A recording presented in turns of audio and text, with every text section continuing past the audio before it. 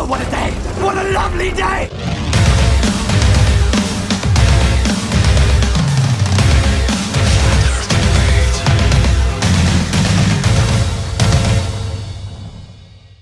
Welcome to Flat Earth Debate Uncut and After Show. I'm your host, Nathan Oakley, and if you are new to this channel, or you've not done so already, then be sure to subscribe and hit the bell notification icon to keep up to date with the Flat Earth Debate. If you'd like to support the channel, there is a super chat that runs alongside each of these shows while they premiere. There's also a PayPal, Patreon and crypto link in the info box below the video.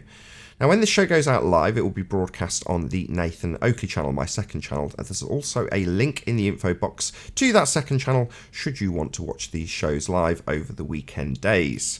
Speaking of Patreon, we're going to do a quick shout out to all of you who do support me on Patreon. So a massive, enormous, huge shout out to all of the people who support me on Patreon. So I'm going to shout you out one at a time, starting with Abraham Muhammad, Adrian Quintana, Alistair Main, Billy Highvault, Burn Fat Till My Stomach Is As Flat As The Earth, Chow Yun Cat, Dank, Dave Rakia Gafford, David Wayne Foster, Erwin Jennisons, Edwin Johnson, Felix Hung, Fireball X, God Rockin, Henrik86, Jeranism, Joshua Balsimo, Kirsten Smith, Liam Nedrick, Life Is Short, Matt, Nagara, Naibai, Qatar Craig, Reinhardt, Renee, Sally Ballis, Sam Hine, Silver Umbrella, Skeptic936, Texas Mike, The Flat Earth Sun, Moon and Zodiac Clock App, TheFlatEarthChannel.com, Tina Baker and Tom Hawkins. So a massive shout out of appreciation to all of you for supporting me on Patreon. Now we are actually in the in-between stages between two debates, so I'm going to raise the mic on the Discord and G Plus panel so you can enjoy their dulcet tones while I set up for the next live show. Subscribe today to Nathan Oakley channel. Very good. Very good. But seriously, is gravitational looming what I dare think it is? Well, let's unpack what is looming. What is that? What are they saying that is? I just incoherently combine terms of something. It doesn't mean anything. Colonel's back. It's getting kind of noisy in Discord.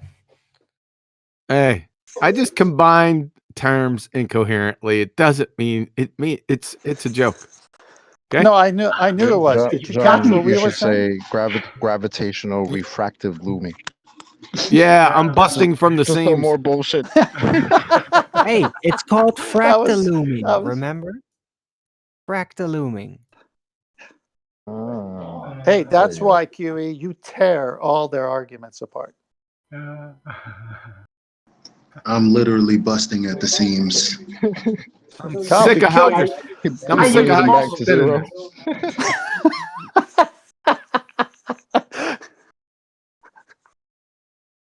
Because you never know when it's the next, stupid shit that you're gonna hear from the ball side. I mean, I fell for it. I thought someone actually argued gravitational looming. You got me there. Okay. Come on, how you got you? John saying something gravitational. Like that should have been clue number one right there. What would gravitational looming be? Would it be the suggestion that gravity causes light to bend around? But there already exists a term for that claim, right? It's called gravitational lensing, I think.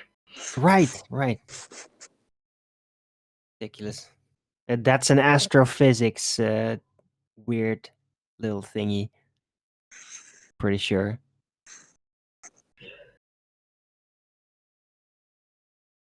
Yeah, they say they can see it. I've read a few claims that they say they can notice that on background stars during a solar eclipse, and I think that's a pretty wild claim because, yeah, for one, how do they even see them? I mean, there is the sun's corona, and that's pretty bright. Well, I love the saying that there's a thin line between love and hate. I think that line is taken for granted. No one really thinks about it. There's a very thin line between very well understanding what it is you're trying to explain and then proving it afterward. So, Yeah. I mean, okay, you explain something, it makes total sense. Show me now. Yeah. Super thin line Good that point. they can't see. No, that's a chasm. That's an unbreachable chasm. That's a It's just a so story theorist versus disease. evidence or proof. There's a chasm there that they don't see. Well, why? Because they're morons. That's But one it is explanation. typically an issue with theorists. I've had a taste of that myself. Is where you get so used to just using your mind as a building block for conceptual things that the reality of it is so disappointing that you keep on doing just that, and then you can lose track what is real and what is not, because in your mind you can make it even more real than reality. So it's like a psychological syndrome that a lot But of theorists contract during their careers.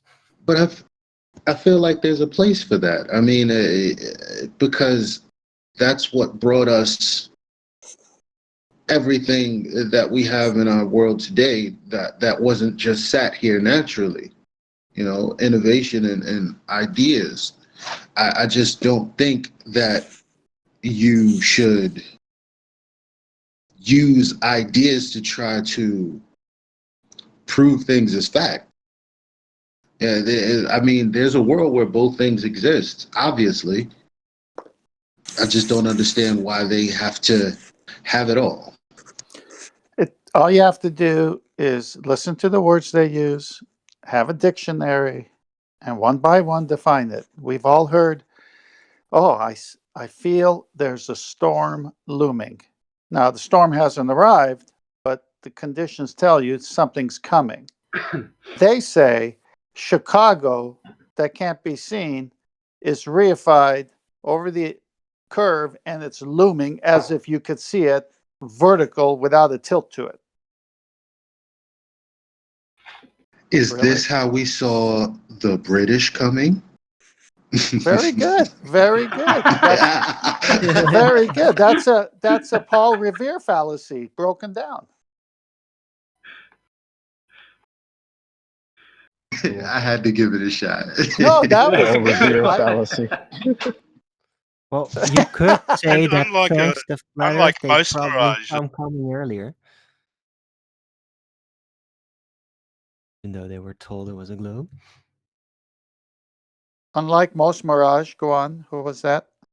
I was just going to say, unlike most mirages, that the one of the Chicago skyline was not warped, it was not upside down, and it was looked generally to scale. That's why I said it wasn't tilting. It's obviously not looming. Don't all mirages have to have those qualities? Or can a mirage look to scale? You're reifying a model, and Mirage can be and whatever you let's want it to be. also point out that you can't, I've heard on this show, it's explained that you can't have a mirage without a level surface. Mirror surface, you know? Well, if a city was looming or a mirage and you got in a boat and you headed towards that looming or miraging city, at some point, the mirage would have to disappear and the actual city would have to start to appear, right? No, it all fractal looms. Hold on, he's in going God. to. Hold on, Owen. He's going to talk about Rob Skeever. Yes, that's right, Chocolate. Right. So if that doesn't happen, obviously that's not a mirage. I said this. A mirage. I said this at the end of the last Yeah. show. You're now convoluting two different things. So when you look at this picture Joshua Nowicki took and assess whether or not it's a mirage, why are you doing that? It's just a picture of the Chicago skyline, right? Well, you're doing that because somebody has told you that it's a mirage, and they're basing that on the reification of a sphere model that bends light at a standard rate around that model. sod all to do with actual mirages beyond the assertion. So don't fall into the same trap that they're foisting upon you when they say it's a mirage. Why? Well, because we say so. Well, no, it's a picture of the Chicago skyline. That's a fact. You don't need to worry about the fact that it's... Oh, well, what? It's not a mirage because... Well, what says it is a mirage? Just some guy saying it? Well, what's that based on? The reification of a model and not miraging effects, or taking mirage data, or atmospheric data, or temperatures. No. 7/6R. Nothing to do with actual refractive effects. An arbitrary assignment of a begging the question fallacy on steroids. So just because somebody said it's a mirage, that's their own stupidity or brainwashing when it comes to their confusion about an application of 7/6R terrestrial refraction, as opposed to the actual effects of refraction, which can produce mirages. Those two things are different. The fact they say they're the same is meaningless. This is what we have to highlight, rather than going down the road of saying, well, it's not a mirage because you don't need to justify that at all. It's only a mirage because a model says it's a mirage, when it's in reality a bloody picture. Oh, trust me, I know. It's just pretty disingenuous when a weather guy is sitting there telling you what you see here is a mirage. Just wanted to point that out. Sir Nathan Oakley, Hello? I believe you got the meaning of the word atmos a little bit off. I've looked into the etymology, and it means steam or vapor. It comes from a Greek word, and I checked with some Greek friends of mine, and they agree. They say it's steam. And if you look even further back in the etymology, it comes from the East or whatever, and that's where the meaning was more akin meaning? to... No. Meaning would be definition. Etymology and meaning are different things. Yeah, etymology. Sorry. Yeah. Well, the etymology may have come from steam. The meaning of the word atmo, Yes. on the other hand, is air. That's the meaning, as opposed to the etymology. Where it derives from isn't its meaning in current use. Atmo means air. Fair enough, I guess.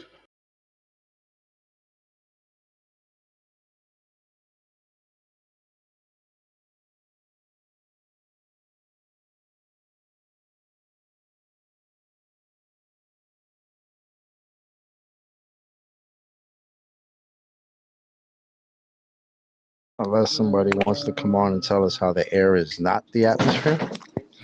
He's kind of agreeing. He said vapor. If the etymology has got vapor as part of the description, then what's vapor again? I'm going to tell you that chocolate. Air is not the atmosphere. Air is the plane. Is vapor different to gas? Vapor would be gas, right? Yeah, it would, wouldn't it? But there we go. Yeah, I didn't for any 1 second distrust the etymology wouldn't back the same bloody meaning, but they are still different things. I like it though. I'm smiling while I'm saying it because I love these sorts of conversations. Hey, Ranty Class Earth, good to have you. Here. But they added sphere. Spirit. Totally not related, but chocolate. It's funny because a couple of shows ago, well, a few shows ago when I was on, someone mistook me for you, and everyone started to dog up like, no, that's fair, leave him alone. And days later, I'm listening to the show like I wasn't on the show, and I'm like, oh no, that's chocolate. That's funny. That wasn't me. Who's bagging? Not me either. Although there is, or has been, a guy drilling above me for the last couple of days. I was on mute. That was me. Hold on. Holy crikey. Right. Sorry. Go I'm ahead, at work. Chocolate. Hammer your point in. Before I get to you. I'm going to do It a seems proper... like somebody's having a private conversation with Grumpus. I'm going to start the live show.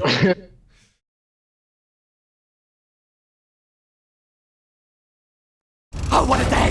What a a lovely day!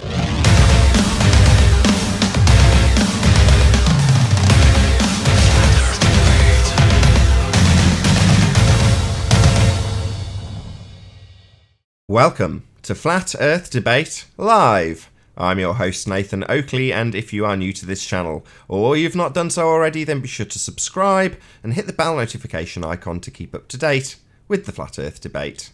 If you'd like to support the channel, there is a super chat that runs alongside each of these shows while they are live. There's also a PayPal, Patreon and crypto link in the info box below the video. If you'd like to join the discussion, simply mute the page you are currently watching, then click the link in the info box below this video to join the panel and express your views on the nature of Earth. If you do join, please don't swear. If you do, you'll be ejected, and if you are, please don't try to rejoin the stream using sock accounts. You'll be warmly welcome back on the next stream. Please also share the show on social media. Sharing the show obviously increases the live audience, but this in turn increases the chances of a more diverse panel. So please share the show on Facebook and Twitter.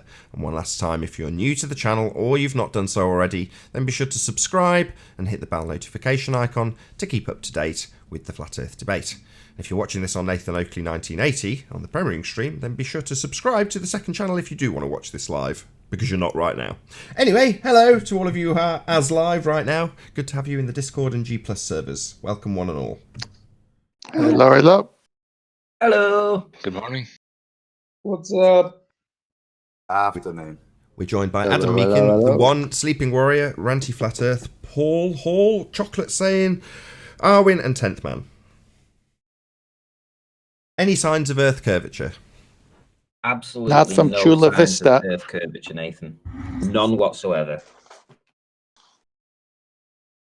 Any signs of axial No. rotation of the Earth-based variety? No talk of breasts or bums, Ranty? Mm. No. Well, the zero sky seems to be turning over our heads, and many Axial. will claim that this is actually the ground that we live on that is turning under the sky. But they haven't proven that one yet. No, they just formulate and affirm the consequent and say, if you travel antipodal, then you'll see axial star rotation antipodal from where you began. Therefore, you travelled antipodal from where you began. It's not that we're just assuming sphericity. It's not that it's affirming the consequent. You just assume that you're antipodal when you go and look at the southern stars. And that'll prove you're on a sphere because you've assumed you're on a sphere. Simple as that. Any scientific evidence of gravity? No. No, it had a day off again today, Nathan. Have you been out again? I certainly was. Cool. Do you want to show us after the housekeeping? Sure. Cool. Let's rattle through them then. Any evidence of the distance to the sun? No. Nope. Feel free, you can still pipe up in Discord if you want to answer one of these questions. Any evidence of any viable hypothesis in the entire histories of the fields of astronomy, cosmology, or astrophysics? None. Nope. No. Any evidence that you can have gas pressure without the necessary antecedent of a container? Cannot even have a vacuum without a container. Ooh, who am I? Who am I? Here's your evidence of gas pressure without a container. Unorthodox. Yay, there you go. Start playing Name That Baller. Name that baller in one. Any evidence that you can of a self-perpetuating molten iron core at the centre of a presupposed spherical Earth? No small balls and big balls.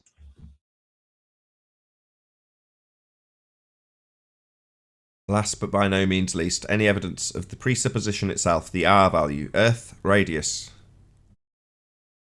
Gravitas dominus. Okie dokie then. What about that? What about that single viable scientific hypothesis from many of the pseudosciences, astronomy, cosmology, and astrophysics? I did ask that. Sorry about that. That was getting my Isn't hot and the- pepper.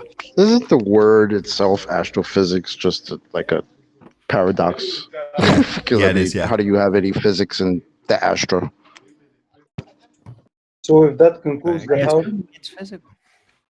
Nathan. Yeah, I'm waiting on the I'm waiting on the gap, Ranty. I can see you pausing there. Right, shall I get you up? No, I was going to say that you've got the Hangouts. That little hide thing is on the main screen. Got the what thing on the main screen? You know, when you're sharing your screen, you get a little box that says Hangouts is sharing your screen. You need to move that off your main screen because it's showing to everybody else. You sure? Yeah, it's on the. If you look on the watch page, you'll see it. I'm looking at the watch page. I didn't see anything. Anyway, I've got you up. Okay. Right. Well, I just did in the meeting the break between your two shows. I actually did a premiere. I put a video out because I went out this morning and did some filming, and it's occurred to me something very obvious occurred to me today. And as soon as I got this, it's changed my whole outlook on how I'm going to view things in the future. I think everyone needs to understand this, is that when I know what it is. I know, Ranty, you've become gay. Can we keep the ad homs till he does his presentation, for God's sake? Sorry. Okay, so what we have here is we have this model, and it is a model of the sphere Earth. And in order to get this model to work, and we're looking at the backside of the Earth here with very little land mass, it's all water, right? So half of this sphere, the reason it's this shape is because it's all bending at 7.98 inches per mile squared, right? You can't get away from that fact. This is the geometry of the Earth. If you believe in the sphere, this is what has to happen. Water has to bend at that rate. And it's not just on the backside of the Earth. It would have to bend at 7.98 inches per mile squared on all of the Earth, right? So anytime you do any filming anywhere at all, and it doesn't conform to this 7.98 inches per mile squared, anytime you do that, this model breaks. It breaks down. Now, it doesn't matter if you see a mile further than you should, just 1 mile, because as soon as you see 1 mile further than you should, right, you are automatically seeing a hologram. It's as simple as that. Everything that you see that breaks that curvature calc, you are seeing is a hologram. Now, how does anything work? How do submarines operate and battleships? How have people been able to navigate using land in the distance that they can see distant mountains if it's all a hologram? So, tell me. You're not going to believe this. You were doing a premiere with that same subject matter. While you were doing your premiere, Ranty, I was saying the exact same thing. I'm not even joking. I was saying everything's a hologram in their model. I don't know if you and I were first brought. This was first brought to our attention by Chris Monk, and we were mapping it all out on Blender, and we had both comparable models. You've got it all wrapped around a sphere, and you've got it on a flat plane. And at one point, Chris said, nothing's where it's supposed to be in their model. It's all slightly looming. In other words, there isn't a single observation that you'll make where the thing that you're observing on a sphere model is in the position it is actually in reality. It's all looming. It's all a hologram. It's all a mirage, as Ranty's just pointed out. I just can't quite believe that something that was only covered, I don't know, it's 2 years ago for us now, that we're both literally covering it at the identical moment. That's bizarre, right? It is, and it's taken this long. You know, we've always worked in their model. We've always worked in their model, and we've given them a curve calculator. We've allowed them to beg the question with 7.6R. We've given them standard refraction, non-standard refraction. We've given them looming, all this kind of stuff, right? And essentially, you just need to break it down to its component parts, and that is that this model, what you're looking at here, the half of this Earth that you're looking at, is this shape because water is curving at 7.98 inches per mile squared. And that does it all over the world. And the minute that's broken, the second that this is broken, this model doesn't work, everything becomes a hologram. Every single thing. So we don't have to go to ludicrous distances looking at things 100 miles away, 200 miles away. The moment you see something beyond an Earth horizon that should be a mile further away, 2 miles further away. This model breaks, and then they have to come up with a hologram. Everything you see is a hologram. Now, I want the audience to just think about this, that whenever they've been to the beach and they've seen things in the distance, it's quite obvious, more likely than not, that when they've gone down, it's been further than the Earth curve calculator said it should be. So does that are you telling me and every single person in this audience, when they've gone and looked, they know that they're looking at a hologram? If I may add something to that. Well, they're never, very rarely, if ever, looking at a hologram. And when you're looking at the effects of distorted mirages or looming or sinking, then they're normally pretty obvious. You and Anthony Riley, Sleeping Warrior, have both had these effects captured on film, and they're pretty blatantly obvious when something's awry and you've got a distorted atmospheric effect. You've also normally got strange weather conditions to go along with it to justify it without even doing any measurements. But the effects are obvious, but yet, as discussed on the last show with Chicago Skyline, it's just there. It's nice and proportional, and that entire thing's not where it's supposed to be, loomed up at varying rates depending on the distance from around the curve. It's all horseshit. It's just a picture of a Chicago skyline. And as flat earthers, we just say that. Chicago skyline at whatever distance. Clock tower, whatever distance. Isle of Man, whatever distance. Oil rig, whatever distance. What was the one yesterday? What was the buildings at Barrow-in-Furness yesterday? Devonshire Dock Hall, 23 miles. 23.7. 23.75 miles away. Today I went down, I filmed the lighthouse 13.25 miles away. I actually viewed it from 1 foot above actual sea level. It was above mean sea level, which meant that the lighthouse was only 65 feet above actual sea level at the time.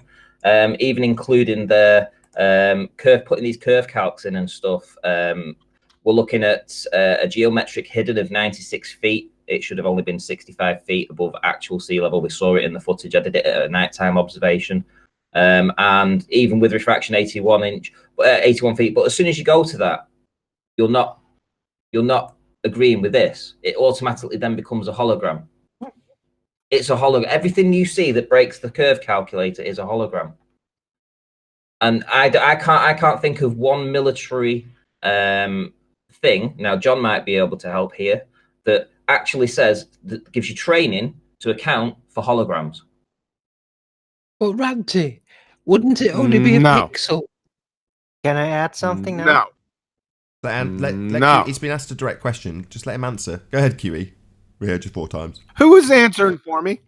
Everybody. Somebody tried to answer. Who was it? Shall I dob him in?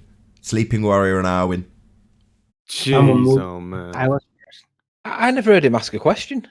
Ranty directly addressed Sleeping Warrior and said, in the military, is there ever a circumstance where they have to account for holograms?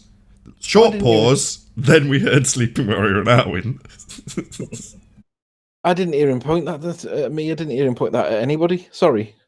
It's okay, you're forgiven. Now you apologise, Arwin. I'm not wrong. I was that was a joke. Shut up, Riley. A minute, for fuck's sake. Shut up. Don't ignore me all the time when I have an actual point to make, okay? I'd like to remind everyone, and now it's gone, great, that Google Earth model was figured out literally not to be to scale. I figured that out myself, did a show about it, remember? So even this model, that it looks spherical, in actuality, when you look at the arrangement of the land masses within that sphere, it's not the scale. So it's not even being presented presupposedly as literal. Just wanted to remind everyone. Thank you. You're on screen going out to the audience. If you can stick with your pictures. Sure. Yeah, I mean, today, it was howling down there. In my video, I actually go through the swell heights and the wind heights, the chop heights. And the swell was, I think it was 3 feet, 3.5 feet was the swell, and the chop was 2 to 3 feet. And all that is these big waves, these breakers that are in my line of sight. I'm at 1 foot here, Nathan, and I'm having to look over these waves, and I'm still seeing what the buildings of Barrow and Walney Lighthouse. Now, the buildings of Barrow are, almost 18 miles away. Who said that? Huh? Hey, no problem. Hold on.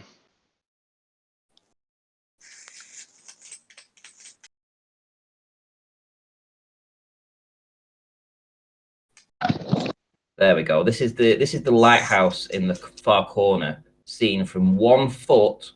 This is from 1 foot, Nathan, looking over these waves, looking over this chop, 13.25 miles away, and it should have been 30 feet beneath Earth curvature from this distance, right? And that's not including Earth curvature plus swell plus chop on top, because then it would be even lower than that. Think about that for a minute. Hold on, let me get it straight. That light in between the chop. Oh wow, yeah. Hold on, I'm not very well centered for the audience. Can you just rewind it just before that so I can center it? Because it's off to the left. And it is, yeah. Just stick it up on screen and I'll center it again and then remove the frame for the audience. There we go. So you get about 4 or 5 frames of it. Just give me a sec. Just give me a sec. Wait. It's as much as I can get it on, I think. Okay, and just about see it. Just play it through, and hopefully I'll monitor the live stream and just check that it's actually visible.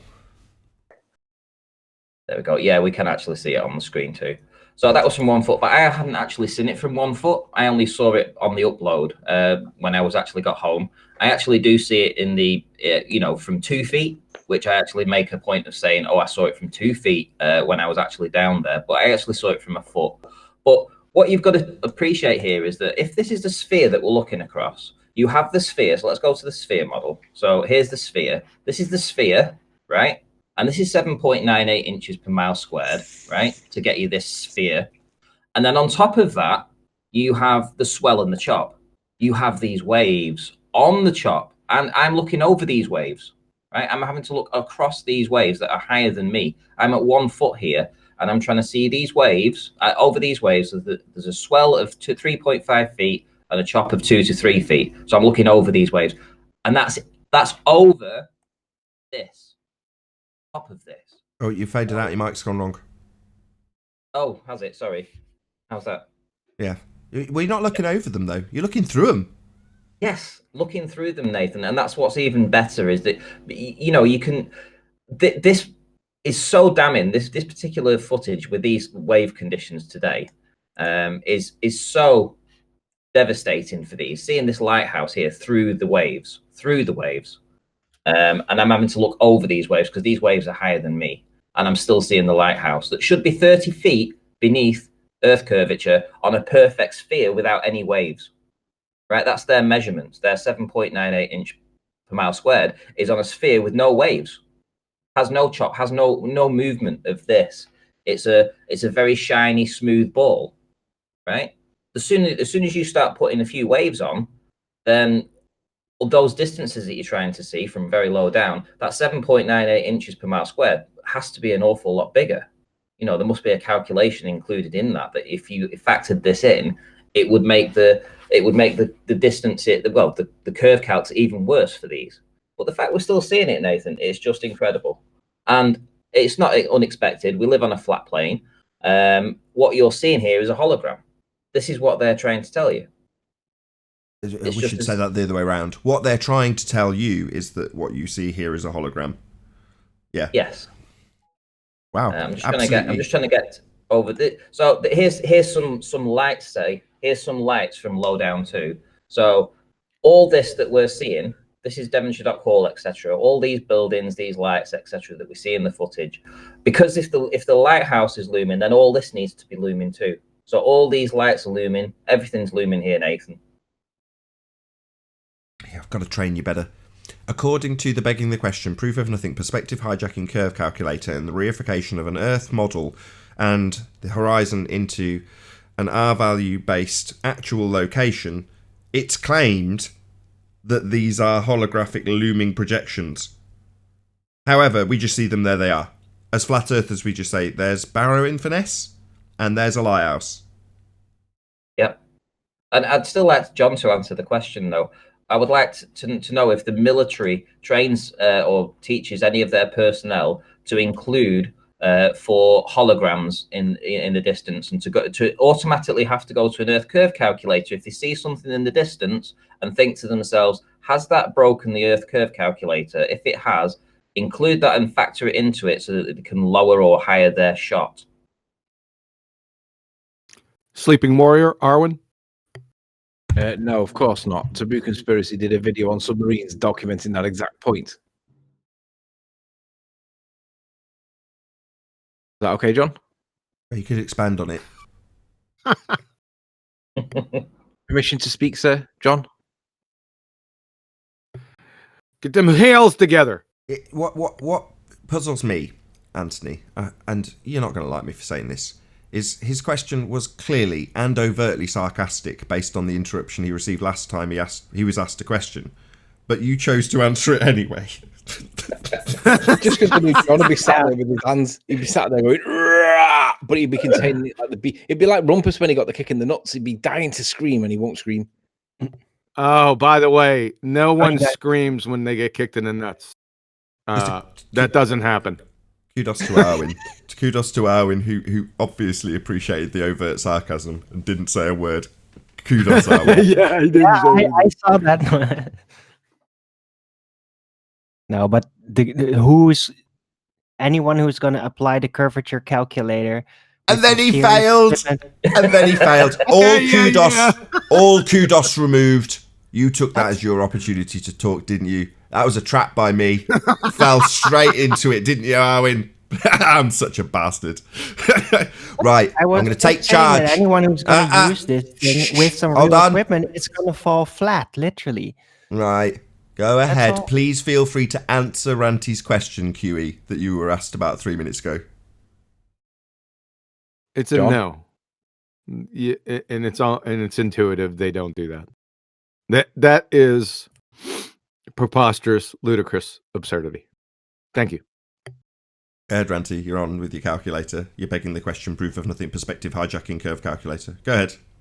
So for this to work in the military, let's put it in a military sense here, and you see something in the distance, let's suppose you're trying to target, I don't know, some kind of fortifications on the seafront, and you're on your boat and you're at 13.25 miles away and you see these buildings, right? You see these buildings and then you're aiming. Now you've only got a certain amount of shots because you're on a boat. You can't just go back and reload.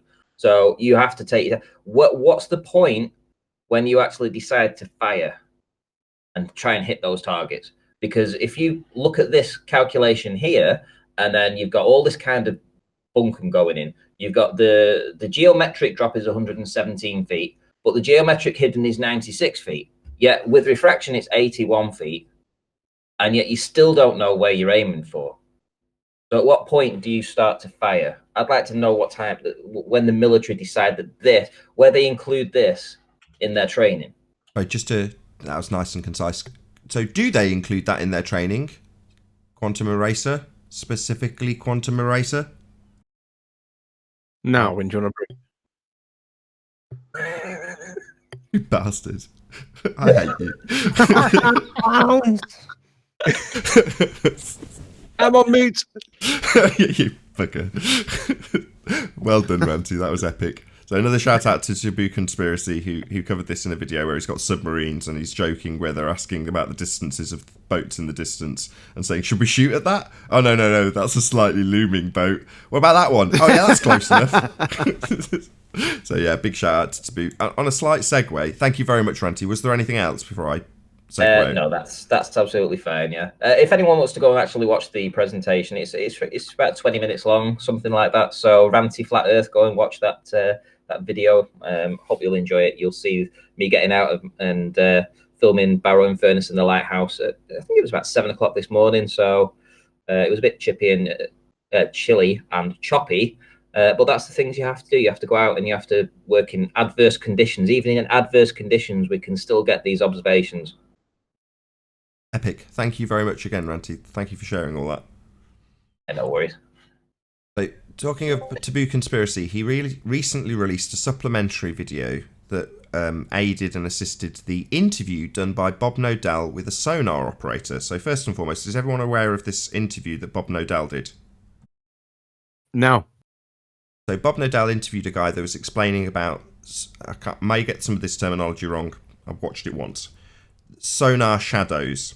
So as you're scanning with sonar, there's two different methods that you can use, just absorbing the natural sounds that are coming from wherever, in which case you can't pinpoint the actual distances of those targets, or active sonar, where you're sending a blip out and you therefore can calculate the distance upon return, and then you do know the distances. But that technical aside, when you're sending out your pulse and receiving information back, if there's an obstacle in the way, you have what's called an acoustic shadow. That's the correct terminology. And that would mean that the thing behind whatever you've fired your sound wave at is invisible because it's blocked by the thing in front that's returning the signal to you. So you are left with this acoustic shadow, an area of dead information on your screen, if you will, that you can't resolve anything because you can't bounce sound to it. There's something blocking the way. Now, with that in mind, if Earth was a sphere, you would have a constant Earth curve acoustic shadow that if you were a submarine, you could just hide behind. However, and this is where the supplementary from Taboo Conspiracy comes in, whale song can travel up to 1,000+ miles. 4,000. Was it 4,000? I thought it was a massive number. I just couldn't remember exactly what Taboo Conspiracy exposed. Nevertheless, a vast distance that would be impossible, but for the fact that the sea is essentially flat. You'd have acoustic shadows. You wouldn't be able to transmit over these distances, and you certainly wouldn't be able to operate sonar in the way that this sonar operator that Bob Nodell interviewed explained. And while it wasn't like a revelation to me, I appreciate the Earth is obviously and observably flat. To most people who haven't been exposed to anything, or even if you have, it was, for me, as important as the Sea Sparrow interview that Mark Sargent did. It was one of those things that you go, wow, that is a superb source. Absolutely epic. So a massive shout out to Bob Nodell. I don't know where he found the guy, but great interview and extremely eye-opening in terms of the information and how it just simply debunks the idea that you're on a sphere. You know, just one example of how an operation of bouncing out sound waves and receiving them, if we were a sphere, it would be demonstrable by the fact that you'd have this massive acoustic shadow beyond the hump of the Earth. There isn't one because the Earth is obviously, observably, and audibly flat. Yes, a couple of those subject matter interviews that Mark Sargent had on his channel were great. When I first got into this, I listened to some of those guys like, wow, like this is stuff you don't hear every day and everywhere. So these guys saying it, I mean, it's great. I agree. Yeah. I watched many of the subject matter experts that Mark had on, but there were really, again, this sounds detrimental to Mark, and it's not supposed to be. The only one that I would take out of that bunch and go, there you go, that is proof we are on a flat plane. Well, since that particular interview, I couldn't name another one where I could say, there you go, I'll just pass you on Strange World 23. There you go, there's your proof. Stone cold. Same with this interview with Bob Nodell. That is proof.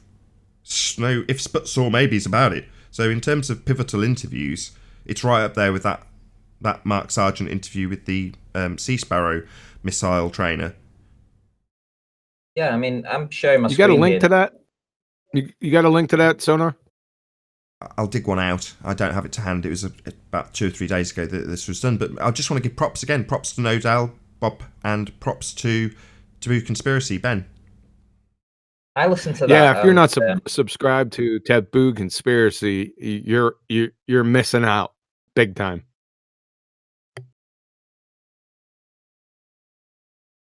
Yeah, I listened to that, Nathan. I've got my mic on, haven't I?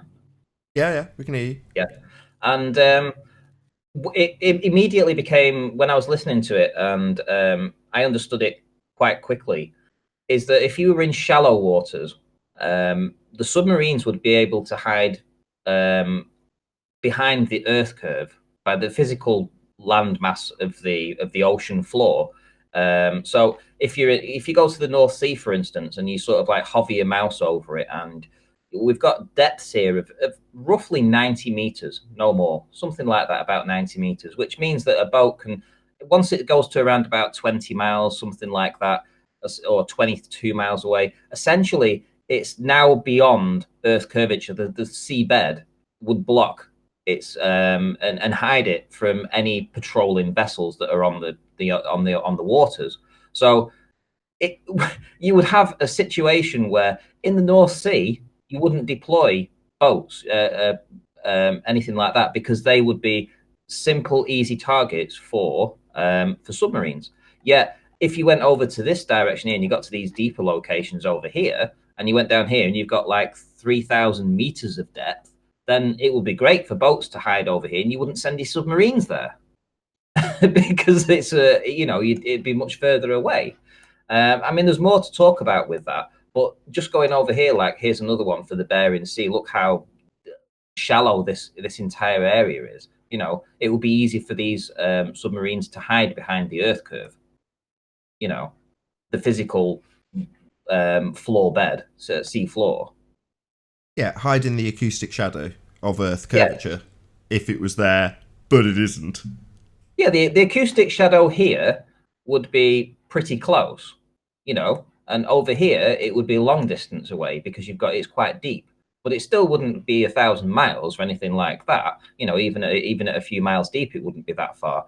But in these shallower waters, you know, the submarines could hide forever. They'd never get sunk. In fact, it would amaze me how the Germans actually lost World War II if that's the case, because this is where they operated in the Channel. You know, how did they actually lose the war if they were able to operate in these very shallow acoustic areas? You know, it just made no sense. As soon as I listened to this guy with his sonar speech, it just made perfect sense. Yeah, I agree. It was, like I say, I can't stress this enough in terms of its importance. I think that was one of those interviews that will be, you know, one for the history books, because it couldn't be any clearer in terms of cast iron. This is proving it one way or the other. Physical, geometric, acoustic shadow would be there if Earth was curved, and it isn't. You just like saying acoustic shadow. I like it, obviously, observably, and now audibly. I like that. Can I just play devil's advocate a little bit? If I said that you were simply affirming the consequence, there should be a shadow, but there isn't one. That missing shadow means it can't be a sphere. Am I getting this wrong? No, because it's the other way around. No, that's not affirming the consequence. Well, it would be the lack of the shadow, wouldn't it? There must be a shadow, but there isn't. So therefore, I mean, I don't know what fallacy it is, but it's not. Go ahead and formulate it. If P, then Q. Q, therefore P. If no shadow, then P. No shadow, therefore Q. What? No, actually say it. Don't mix up the fallacy definition with the actual explanation. Leave out the P and Q. If no acoustic shadow, Earth is flat. We don't find Earth acoustic shadow. Fucking, I don't fucking That's know. the same statement twice. That's not it. That's not the right same statement twice. By the way, that's the same statement, just repeated. Okay, Nathan, just answer my question then. Come on. That's John. John. Do it quick. No, it's not. John just got you back. Number one, what are you begging the question of? I don't know. I'm just trying to test it from their perspective, and I can't really formulate it. So, forgive me, brother, but try. No, fair enough. You're that 10th man. I said you are the 10th man, as opposed to a question for 10th man who's not here. Okay, was I meant to respond to that? No, don't worry about it. The other day, 10th man explained where his name came from. And he explained that in a board, if you had 10 members and everybody was in agreement, it would be the responsibility of the 10th man to disagree just to generate conversation, so that you're affirming the fact that you are actually correct in your consensus. So that's where his name comes from. It's from World War Z. Right, I get it. Yeah, but everybody's heard that before. Not 9 out of 10 dentists say use this toothpaste, right? Everybody's heard that crap before. Hey, Randy has found a new interpretation to the if P then Q. It might be referencing to the line at the toilet. If P-E-E, then Q-U-E-U-E. Yeah, a Q at the toilet, right? right? What the There's fuck? two at the point, so everything must be- Well, that was Joseph369, and I had to copy his comment. It was really funny. If P, then Q. Yeah, you do. Hilarious how that works. Alrighty then. So, any globe heads in that can argue for this acoustic stuff? I'd like to hear that. Acoustic shadow. Acoustic It's shadow. acoustic shadow. That's Is the that delta. like moon shadow? Can I be heard? I fell off. I came back on. It's like a tombstone shadow. Yeah, hey, 10th, we hear you. I lost a lot of substance, I think, but I wanted to dovetail off Ranty's point. When I had my boat and I would go to Catalina, I had I think it was a Furuno radar, and it was 20 some mile distance, but I just went on the Furuno site, and they have one for 96 nautical miles. So this would be interesting as well, because boats that are out at sea need this radar to see what's ahead, especially when it's foggy. And here's one on the not even a commercial one, just for the private use of a yacht owner. That's 96 miles. What's the looming at 96 miles that these globers are talking about? Well, it's nautical miles further than normal miles. I think it is, isn't it? Yes. Yeah, by a bit. Like if it's 25 nautical miles, it's about 30 miles for us on land. I think it's a 4 point something. So 96 nautical miles is going to be about 110 miles. That's quite a distance. Yeah, and this is just for the private use. It's not even the commercial stuff that's out there that's even better, probably.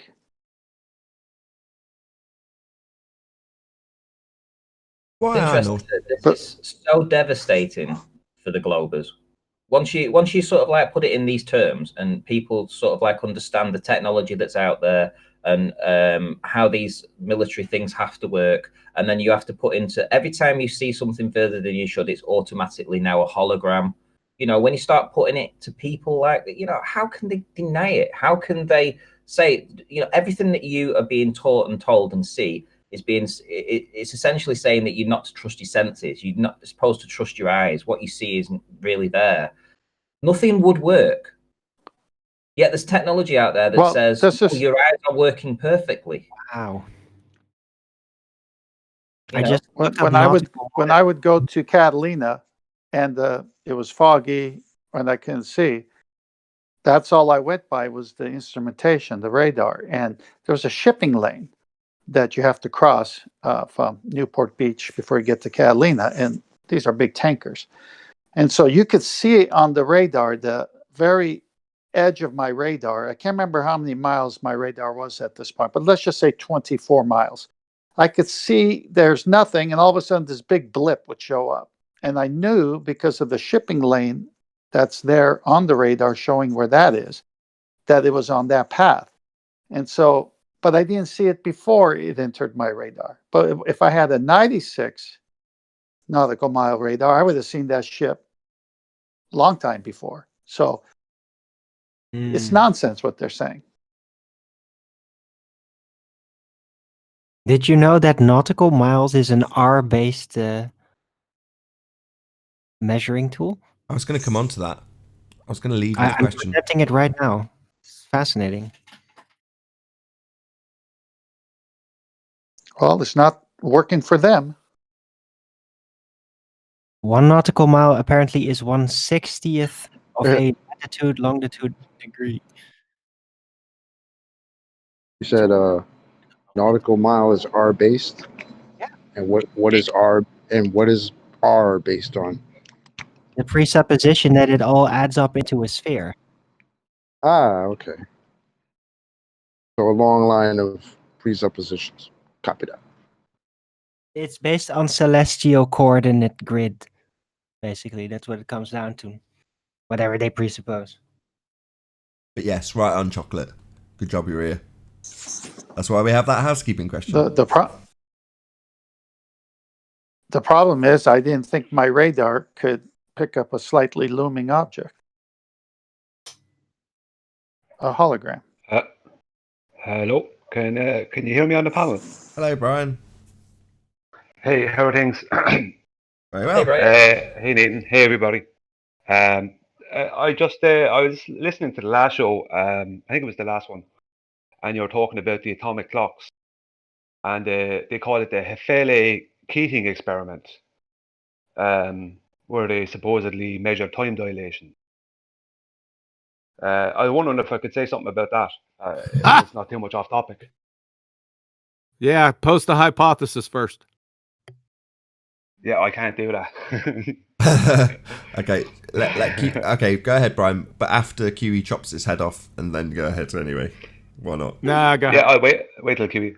I think he already has. Will I go? There's All right. not going to be a viable hypothesis for anything you now state. Let's get that in at the outset, and then go ahead. Yeah. I totally agree. No, all I I'm going think to say Brian knew about that it is I before he looked at even said it. Sorry, Chocolate? No, I think you knew that before you even said it. Before. Oh, yeah, I knew that. Yeah. I looked at it before at what it is, and I heard you talking about it earlier. So I said I couldn't remember what it was about it. That there was several points about it that I couldn't remember about it when I looked at it. So I looked again, and it basically all like their time that they're keeping, all their time that they're keeping. I think I said this a week ago on the show. Is all based off of UTC time, which is formerly known as Greenwich Mean Time. And that's based off of UTC time. I don't know about Greenwich Mean Time, but UTC time is based off the shape and rotation over a 24-hour period of a globe with an equator of 24,900 mile plus circumference. Now, the Hefele-Keating experiment, which is the atomic clock experiment, they're basing their time off of that also. Now, they did it in October 1971. Now, October will be a little bit past the September equinox. So the sun will be going around the equator at that time. And it was done over, they sent two planes going eastward and two planes going westward over the course of a 3-day period. And they had atomic clocks in the planes, and they show an atomic clocks on the ground. And they showed that there was a difference. The time slowed down when they went eastward, and it sped up when they went westward. So basically, what they're saying is, what they're trying to say is this time slowed down when it went with the higher. But this is what they actually say on Wikipedia: higher velocity of the Earth. Okay, because it's going with the rotation of the globe. And it slowed down going east to west. So west to east, west to east it slowed down, and east to west it sped up. Now the problem is that they actually needed 2 reference frames to complete that test, and even say it, they needed 2 reference frames to have that test happen, because they needed one reference frame which was with respect to what would be the center of the Earth, and another reference frame separate from that. So they're literally debunking the whole idea of. Yeah, Brian, there's another problem though, Brian. In the Scientific American article that I presented before, it says, according to Einstein, that down is the direction in which time travels more slowly. Now, if you're saying that if you went east or west, it went faster, but then the other way it went slower, that would indicate that down would be east and then up would be west, and that would be contradictory to what everybody else thinks. So either time isn't traveling slower, or Einstein's incorrect, or something else is going on with those atomic clocks on planes. All three. Yeah, I mean, it's nonsense. But basically what they're saying is time is going faster in the direction that in the real world it's going faster in the direction the sun is moving. Now, time is not real, but basically the point I'm making is the direction the sun is moving, time is supposedly moving a little bit faster, and if you're moving against the sun, time is moving a little bit slower. But to even do those tests, they needed 2 reference frames.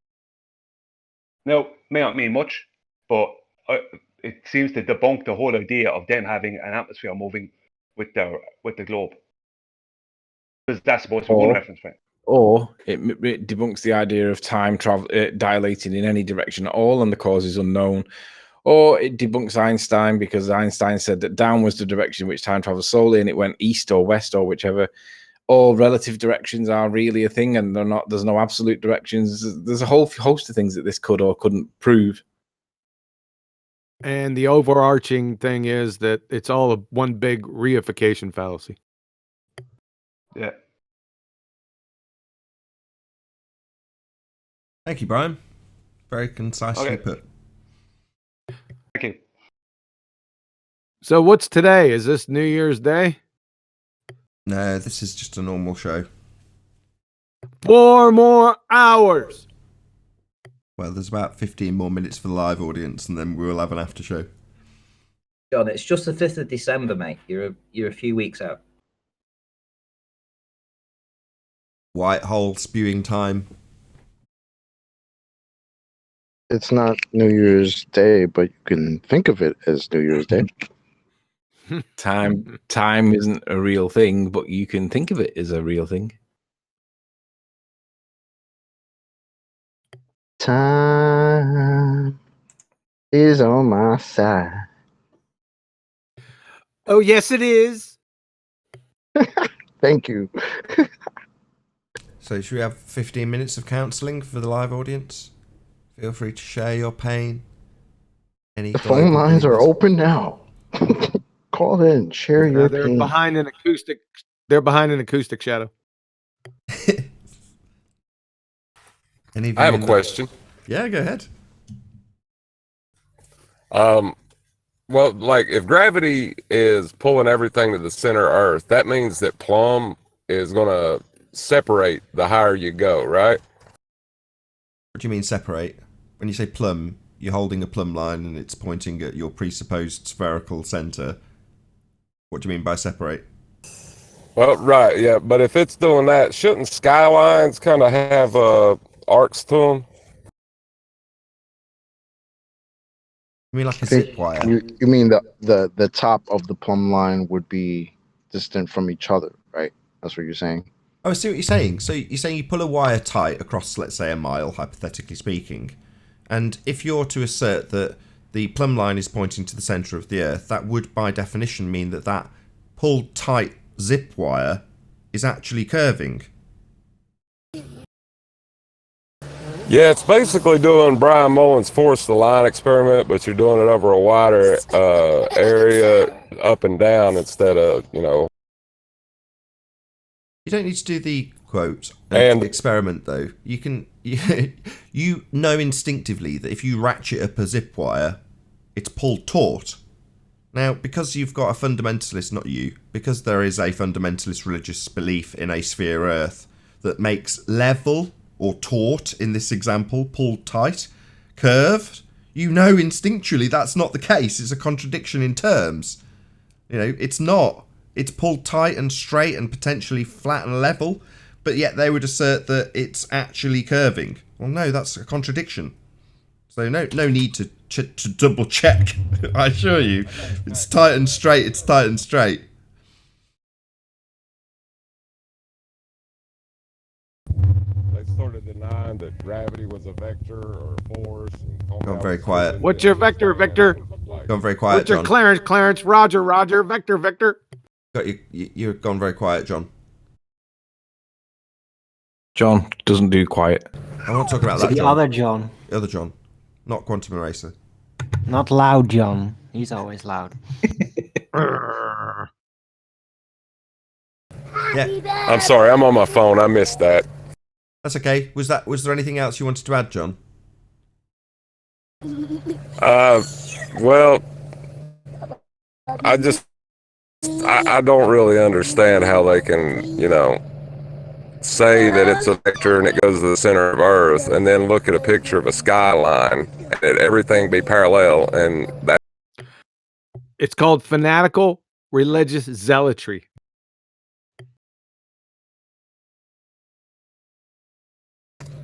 Well, that's all I had, guys. I just wanted to throw that in there. I appreciate it. Hey, I thank got you to very go much. now. My kid. Good point. Thank you very much, John. You're welcome. Not you. Shut up, John.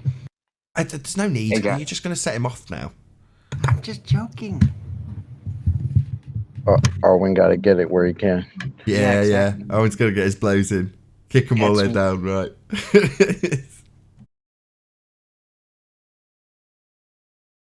I'm Hey, sitting here guys, looking at this thing that Riley has posted, this article. It's like a watch strapped to your ankle will fall behind one on your wrist. I mean, really? Yeah, that, Kosho, I mean, let's there's a just take that baller on that face wanted value. to add something. Wow, There was is a that- baller that wanted to add something. Oh yeah, I'm at work right now, so I can't talk much. But that guy that was just on, he said something that kind of struck me because I never thought about that. I guess, but the angles, the buildings would be tilting. So I've got to go. But I was wondering if maybe you guys could describe how much those would be. Like he said, you should see them angling when you see a skyline. About how much deviation should you see at a typical city? Some.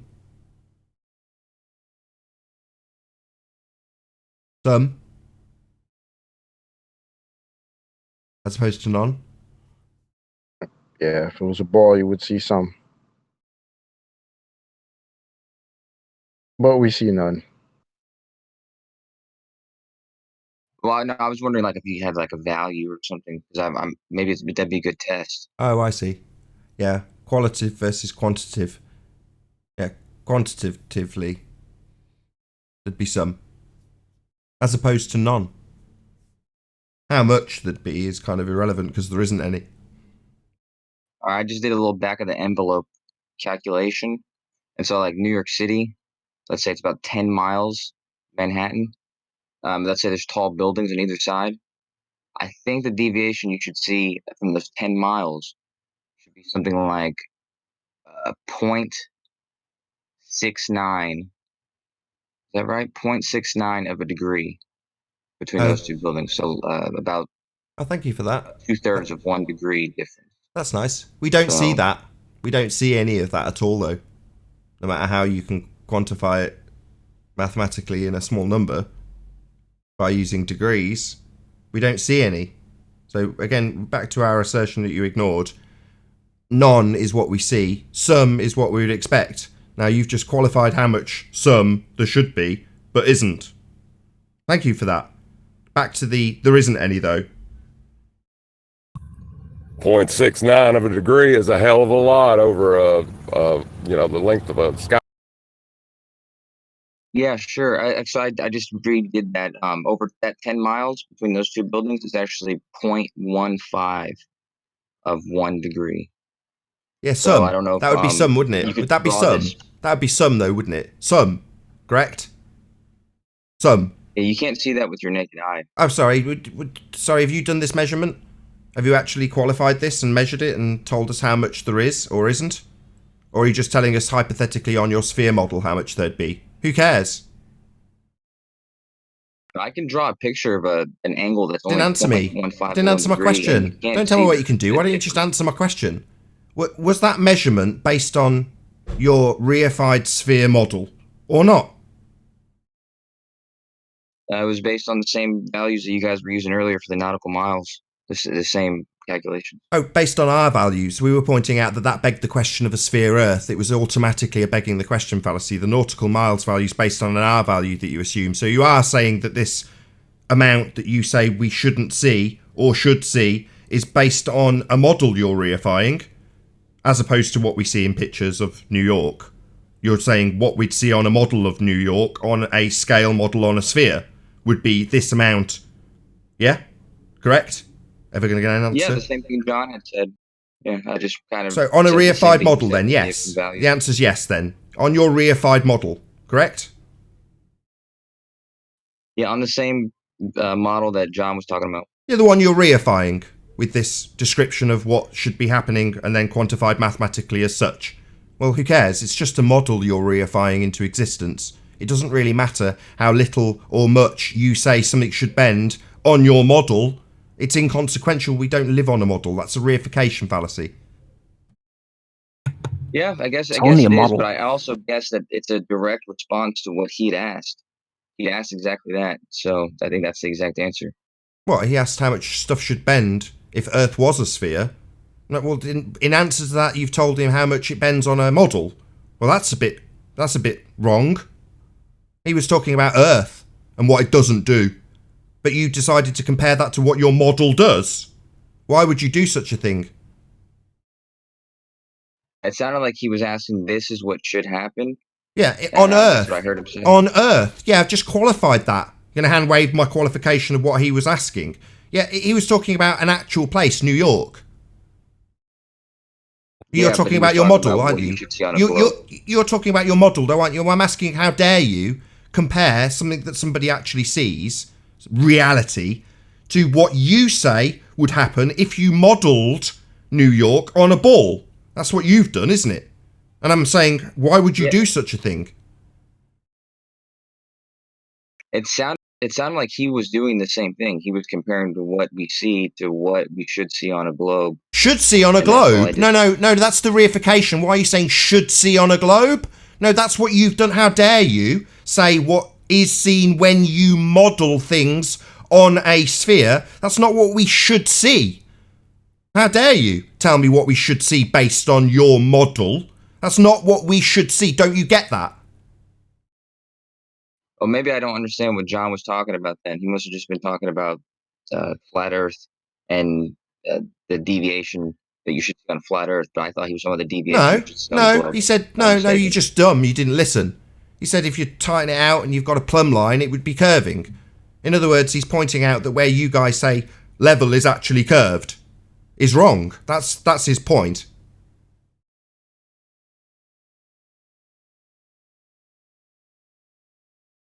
You still haven't addressed the point that I've made, though, have you, Kosho? I'm asking why you would say this is what we should see when referring to a model. That's not what we should see. That's what happens on your model. Yeah, I thought he was comparing that model. I'm not talking about him. Stop diverting onto him what I'm asking you. You, Kosho. Justify why. You have reified a model and then asserted it's what we should or should not see, and how much curving we should or shouldn't see. Well, that's wrong, because you're using your model, not reality, to declare what should or shouldn't be seen. That's totally fallacious. Do you not understand that yet? Don't divert to someone else and what they've done. I'm asking you about what you've done. That's not. I'm curious if you understand how comparisons work. Comparisons? I don't care about your comparison to your model. Is this not sinking in?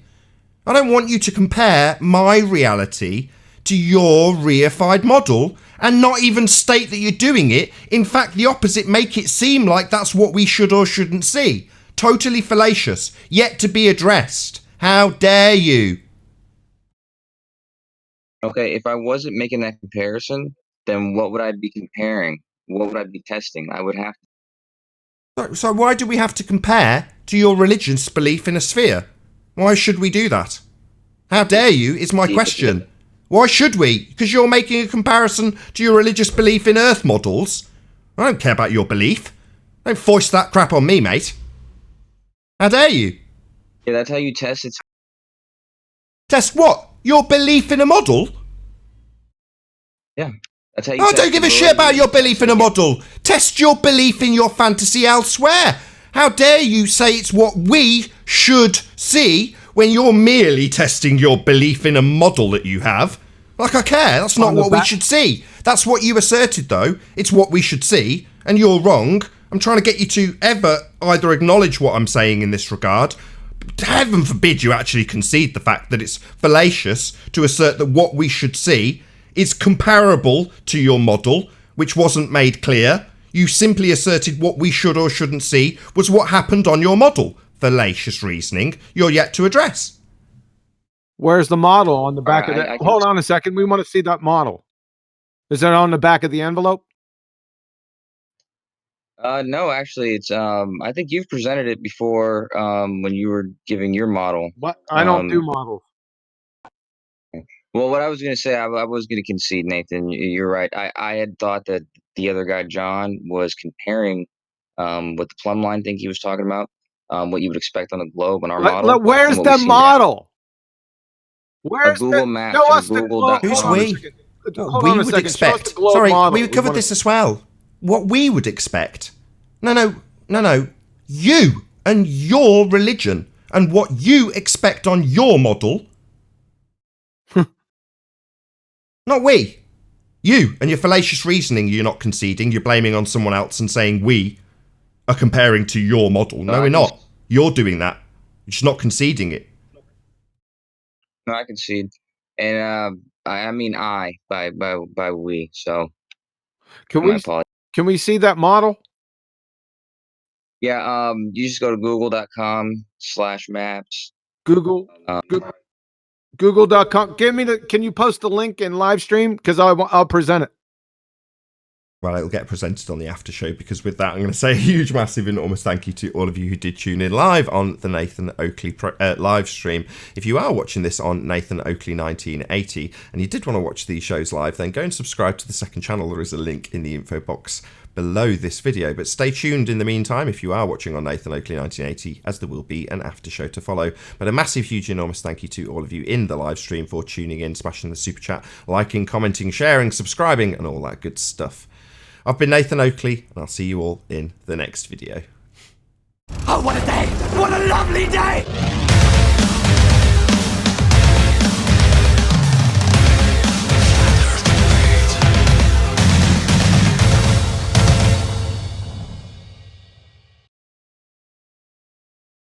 See, but don't. Hello?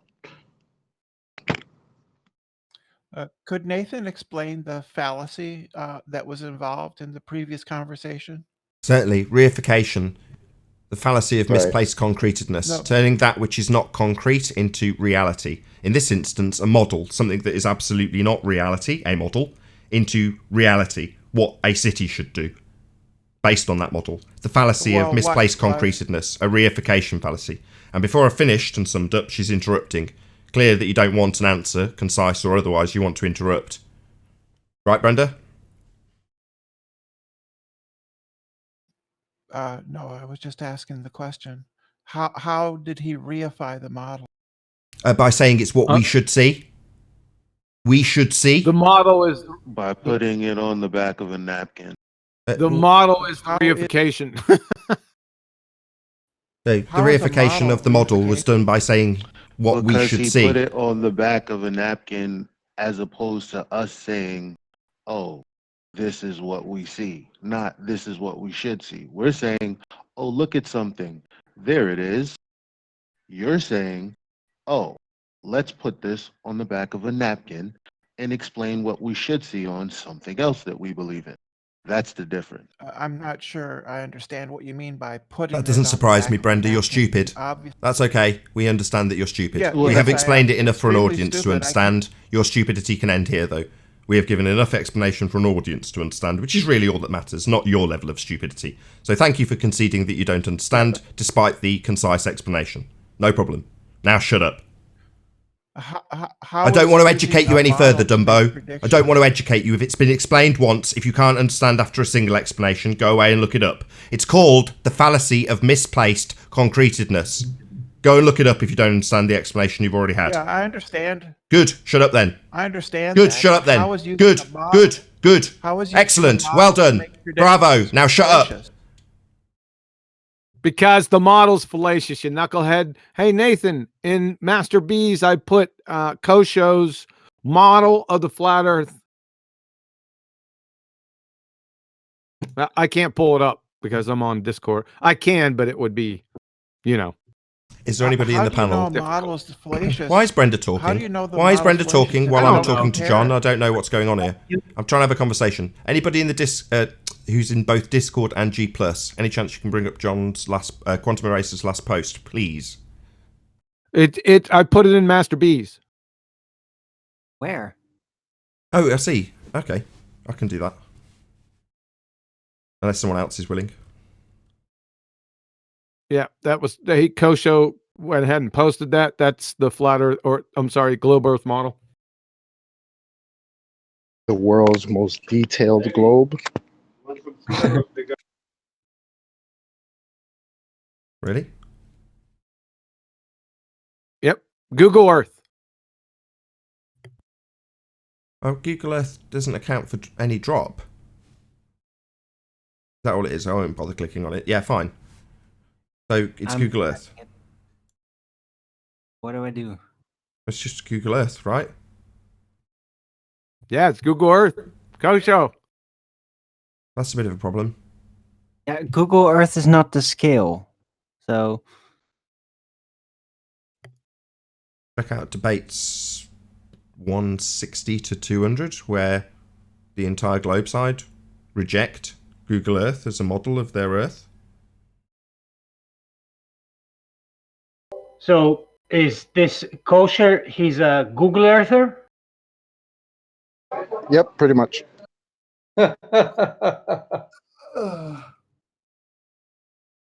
it makes no sense. Look, this is just close up. This is basically interactive CGI trickery, just like how they fake leaving orbit, going towards a planet with movies. They did kind of the same thing here. Close-up scans, pretty accurate, and then when you zoom it out, it all folds into a globe, which is not the scale if you actually look at the scale of it. So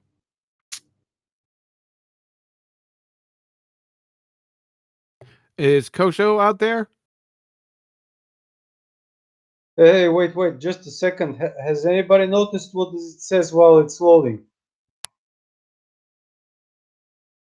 It says 4.54 billion years loading.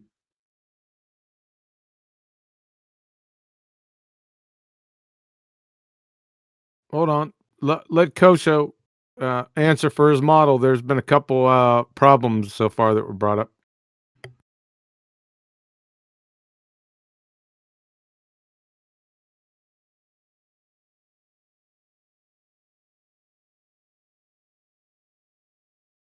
Kosho. Paging Yeah, he's Kosho. speaking. He's speaking. Oh, we can't hear it. Or I can't hear can't. anything. You guys can't hear anything? No, I can't hear Kosho. On the screen. Hold on, Kosho. Go ahead and refresh, Nathan. I can hear him. Okay.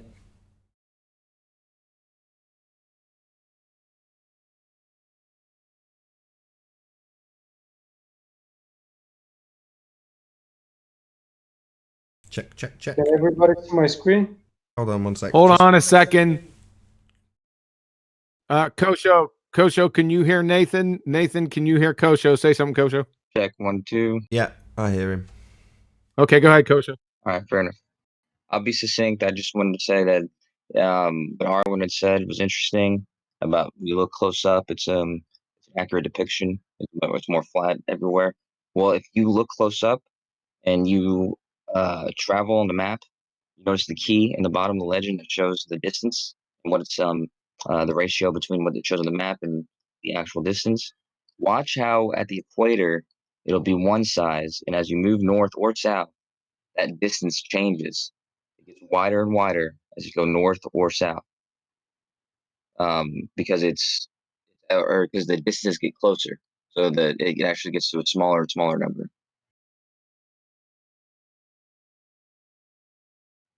I find that fascinating, and you'd have to wonder why that's happening. But like I said, I gotta get back to work. I can't talk too much, so I'll listen for a little bit. Why it's happening? What do you mean? What's happening on the model? Yeah, the distances they don't stay consistent as you travel throughout on the Google Maps. The key at the bottom will tell you the distance, and as you go north, that distance will become shorter and shorter and shorter until it converges at the North Pole, as you know. On the model. It does the same thing as you go So south. it's not the scale. That's Arwen, hold on. But that's the same as you going south? Exactly, yes. What, the same as the model? So again, you're reifying what this model does into reality. No, I'm telling you that it depicts reality. This is what. No, it doesn't. It's a model. It's not reality. It's a model. That you saying it depicts reality is literally your declaration of your reification fallacy. Do you appreciate that? Well, I would appreciate it if you'd find any place near you where you live on there and show me that's inaccurate. The distances that are showing. No worries. Hold on. Let's just put it on the one screen. On there. Let's just make this really clear. I'm not on there. Kosho? Can you help me out, mate? Right. You said on there where you are. That's what you said, isn't it? Sure, yeah. If you could Sorry, you didn't address what I said about that, though, did you? I'm not on there. Am I, Kosho? I don't know. You think I'm in Google Earth? Are you slightly slow? Are you slightly slow, or is this comparative? Is this comparative highlighting of your reification fallacy not sinking in? I'll say it again. You've told me to find where I am on there, and I'll say it again, nice and slowly for Kosho. I'm not on there. Okay. Hello. Well, when you get a chance, you can go on there later and just look in your. I can go on there, can I? I'll do it right now. Help me out. How do I go on there onto Google Earth? How do I get on there? You tell me how I'd shut up whoever's talking. Go to the link that I posted and type in your neighborhood. Yeah, I've got it on screen. It's on screen. Now, how do I go there? It's on screen now for the audience. He's not getting it. No, I know. I'll do it indefinitely till he does because he's stupid.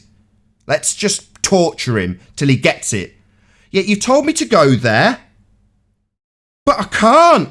I'm not there in Google Earth, mate. Can you help me out so I can go there? Got the United Kingdom on screen right now. Help me out, mate. How do I go there, Kosho? See where the search bar is? Yeah, with there, I'm looking at the United Kingdom. It's on screen for the audience. I have done as you have requested and attempted to go, me, physically, I'm a person, I'm going to go to Google Earth. And I want you to help me out getting there. How do I get to this model? Because it's real, isn't it?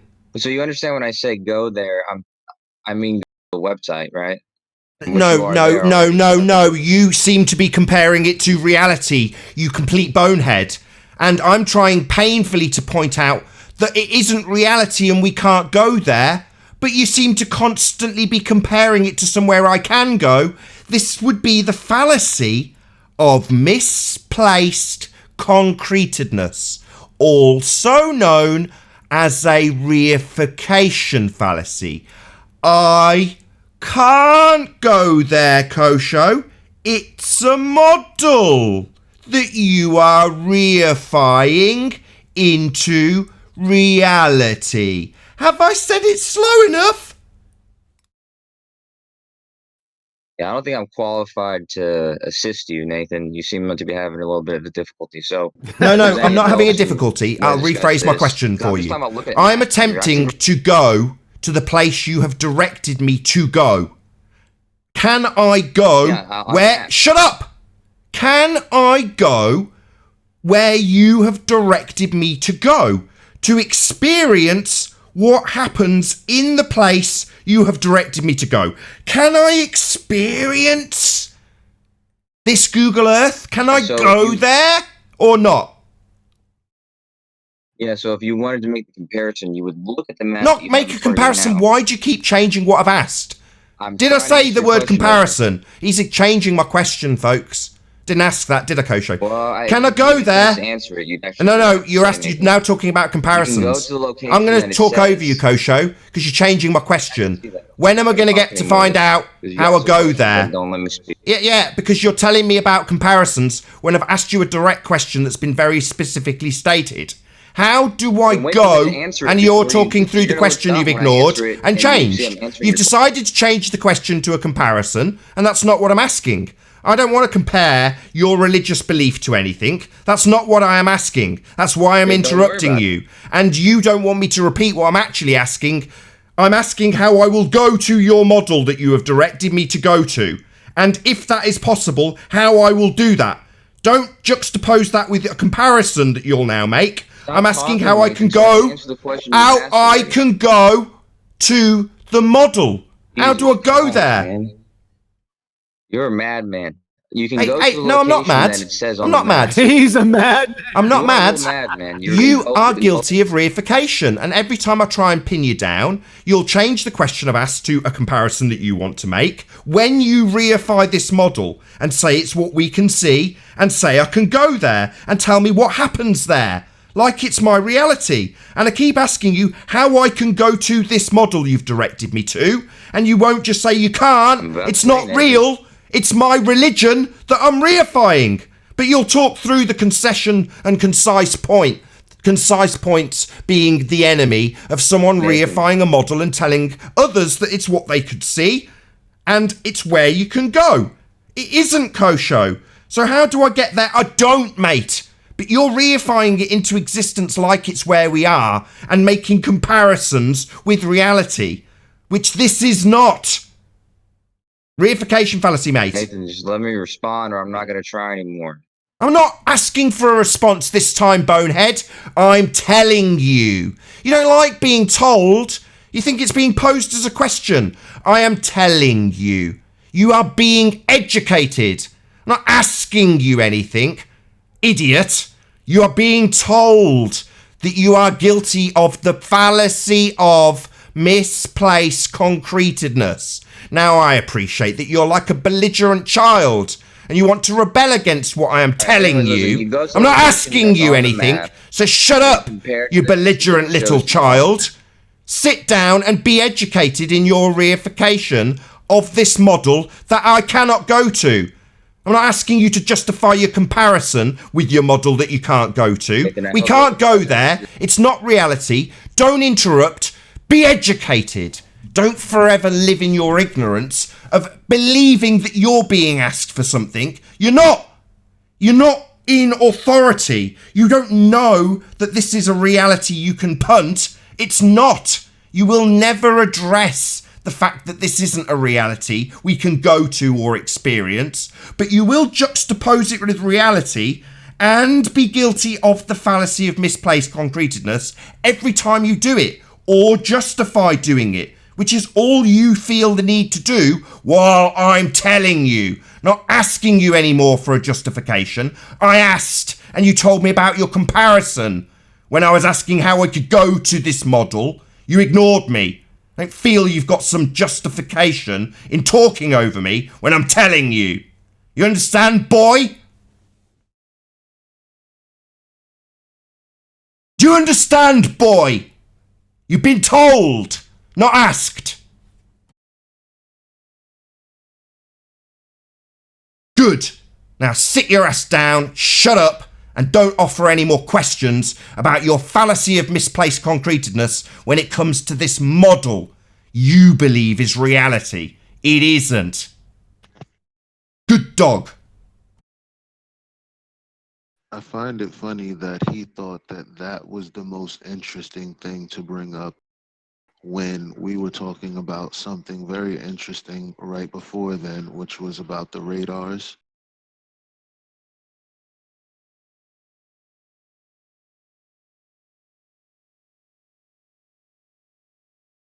About the sonars. Yeah, Sonar. All right, Virus. Virus posted this.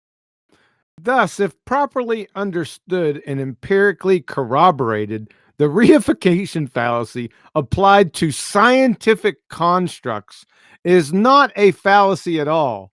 It is one part of a theory creation and evaluation in normal science. Oh, really? What the hell is this? Where'd you get this from, Wiki?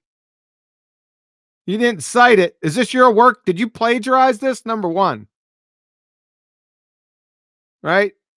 Are you saying you wrote this without citation? You understand that if somebody else wrote this, that it's plagiarized. He You doesn't understand know that, right? He doesn't know what plagiarization is.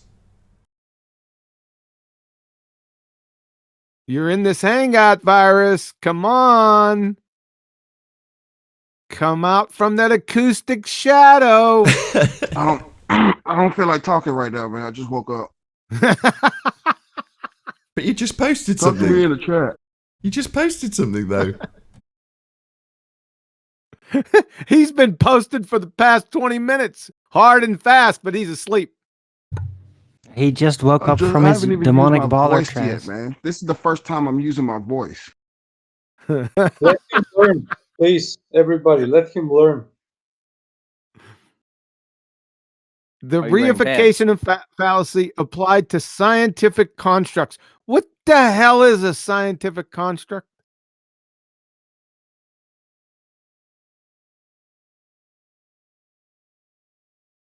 Sounds kind of like a machination. A model explained on a nap. That was pretty darn funny, man. I've seen this somewhere before. Where have I seen that? It's guess the citation, right? Oh yeah, it's hilarious too. Thank you, Virus. I gotta go find it. Go ahead, smoke them if you got them. Well, I hope you dig it out. Nice Yeah. to know where it Oh, came I'm from. going to dig it out.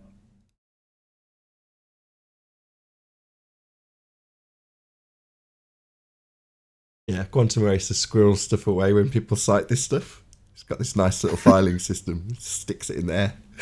Where's this come from? Ha ha! Wiki parroter. Please, guys, let virus learn. Sorry.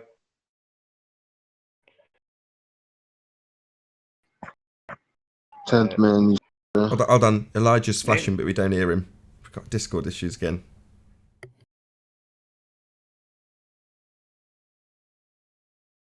Tenth man. Oh, I thought that was. You just sound so much like chocolate. I thought that was chocolate then. It wasn't. Yeah, sort of. That wasn't It's chocolate. more muffled.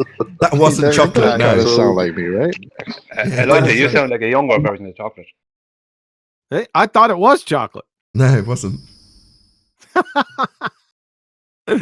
I should have. Well, he didn't interrupt me, so I didn't. Chocolate 2.0.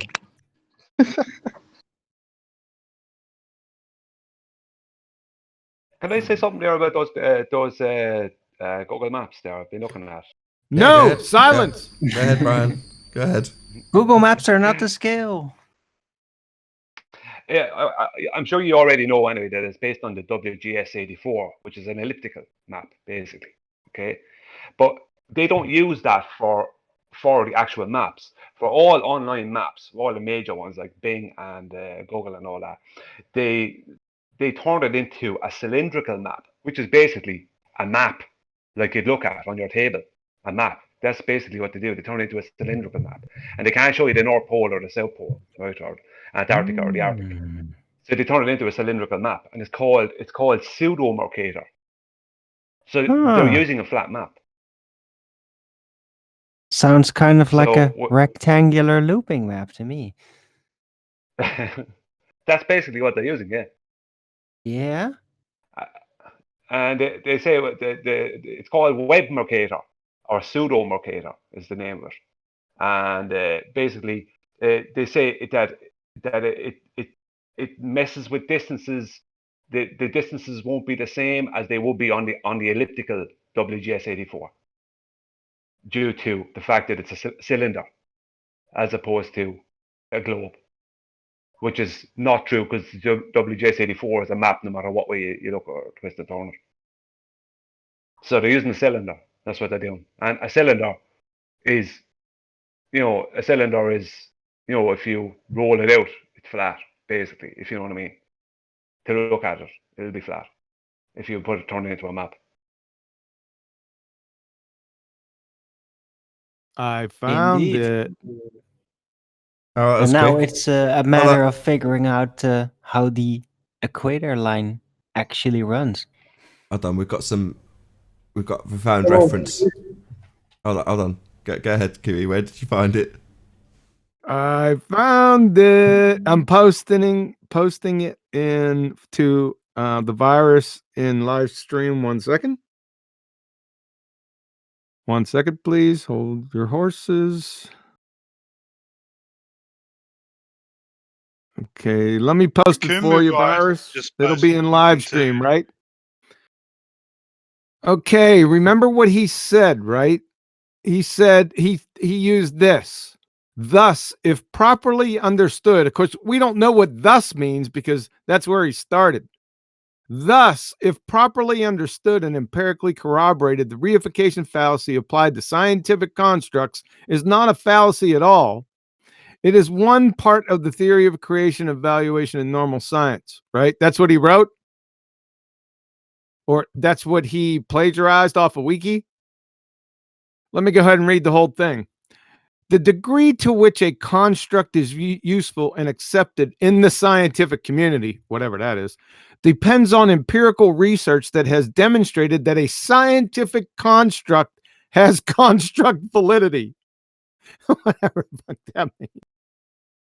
Thus, if properly understood and empirically corroborated, the reification fallacy applied to scientific constructs is not a fallacy at all. In brackets, citation needed. It is one part of a theory and it goes on through the rest of it. So, Elmer Fudd could have posted that in Wiki. Clown show is what I'm trying to tell you. And you have a tautology friggin' in your first sentence above that you didn't plagiarize.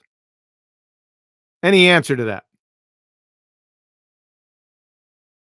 Over.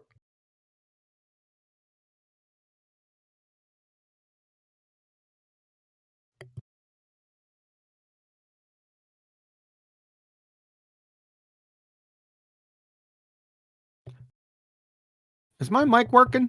Yeah, we heard all that. That's no worries. Just waiting to see if we get any response from a cum virus. I've kept all the other lines on mute.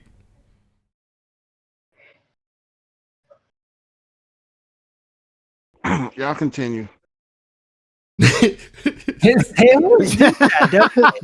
is to you, virus. No, I think we'll end the torture there. So with that, I'll say a huge, massive, enormous thank you to all of you who did tune in on the Nathan Oakley 1980 premiering stream for hopefully smashing the super chat, liking, commenting, sharing, subscribing, and all that good stuff.